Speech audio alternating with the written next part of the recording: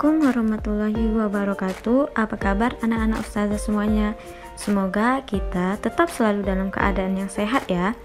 Nah, pada video kali ini kita akan melanjutkan pelajaran tentang kualitas air yang baik untuk makhluk hidup. Tema H, subtema 2. Adapun tujuan pembelajaran kita diharapkan setelah menyimak video, antum dapat mengidentifikasi air yang baik untuk makhluk hidup dan lingkungan sekitar. Anak-anak ustazah, seperti biasa, sebelum kita memulai pelajaran hari ini, marilah bersama-sama kita membaca doa sebelum belajar. Bismillahirrahmanirrahim. Rabbi zidni ilman warzuqni fahman wa amalan sholihan. Nah, apakah antum sudah siap untuk belajar? Baik, langsung saja. Air yang kita gunakan dalam kehidupan kita sehari-hari tentunya harus bersih. Kualitas air yang baik itu sangat berpengaruh terhadap kehidupan makhluk hidup dan lingkungan di sekitarnya. Nah, apa saja syarat-syarat kualitas air yang baik? Yang pertama, di sini dia ada 3 syarat, ada syarat fisika, ada syarat kimia, dan syarat biologi. Yang pertama kita bahas syarat fisika. Nah, syarat fisika air yang baik yaitu dia tidak berasa. Jadi, air yang berasa itu kalau misalnya antum lagi kumur-kumur, airnya itu terasa sesuatu, nah itu disebabkan oleh zat organik atau bakteri atau cairan kimia atau logam yang masuk ke dalam air. Jadi air yang berasa itu dia merupakan air yang tidak bagus. Yang kedua, air yang baik itu dia tidak keruh dan tidak berwarna. Nah, air yang keruh dan berwarna dapat disebabkan oleh zat organik atau zat lain yang tercampur ke dalam air. Syarat yang ketiga, air yang baik itu dia tidak berbau. Nah, kenapa air itu bisa berbau? Itu biasanya disebabkan oleh pembusukan zat organik atau bakteri dan pencemaran lingkungan. Yang keempat, air yang baik itu dia tidak memiliki endapan.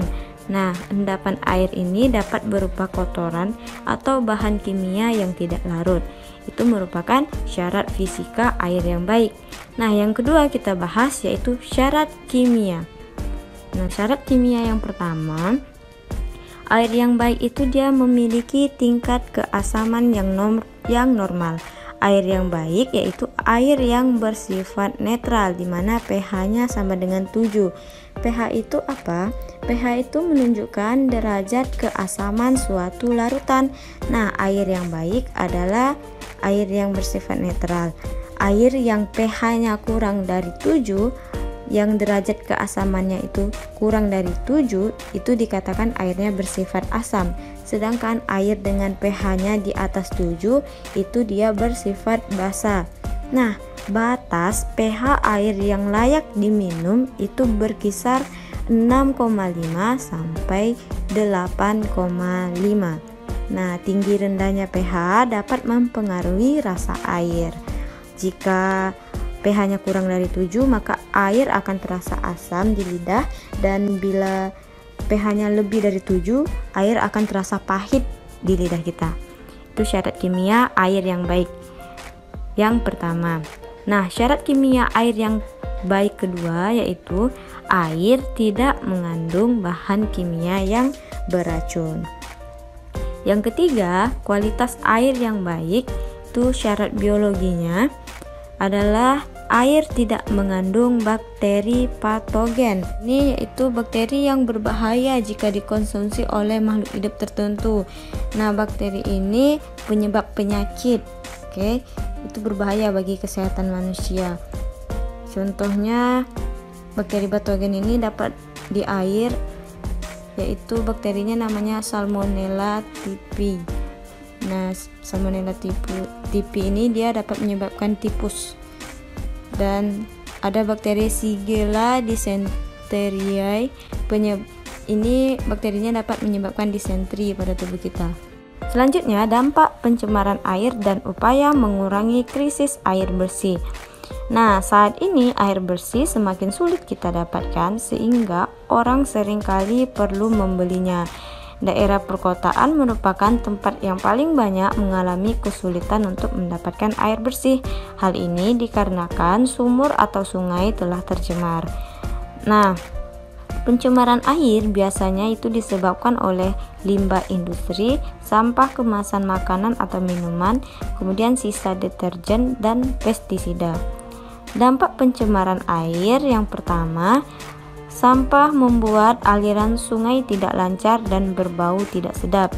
Yang kedua, tanah yang tercemar limbah dapat mengganggu kesuburan tanah, dan air yang tercemar dapat mengganggu pertumbuhan-tumbuhan. Jadi banyak misalnya buah pohon mangga itu busuk.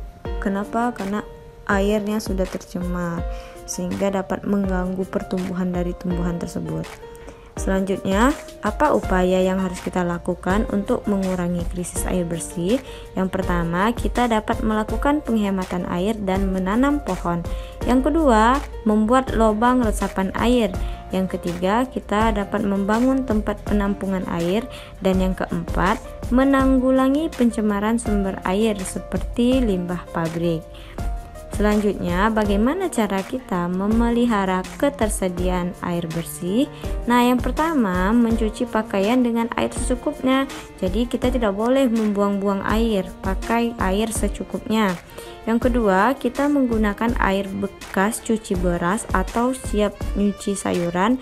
Nah, itu airnya dapat digunakan untuk menyiram tanaman. Yang ketiga, kita dapat menghemat air ketika mencuci kendaraan. Nah, anak-anak ustazah, itulah tadi pelajaran kita tentang kualitas air yang baik. Semoga antum dapat memahaminya dengan baik ya. Sampai di sini dulu pertemuan kita hari ini. Sebelum ustazah akhiri, marilah bersama-sama kita mengucapkan hamdalah, alhamdulillahirabbil alamin. Ustazah akhiri, wassalamualaikum warahmatullahi wabarakatuh.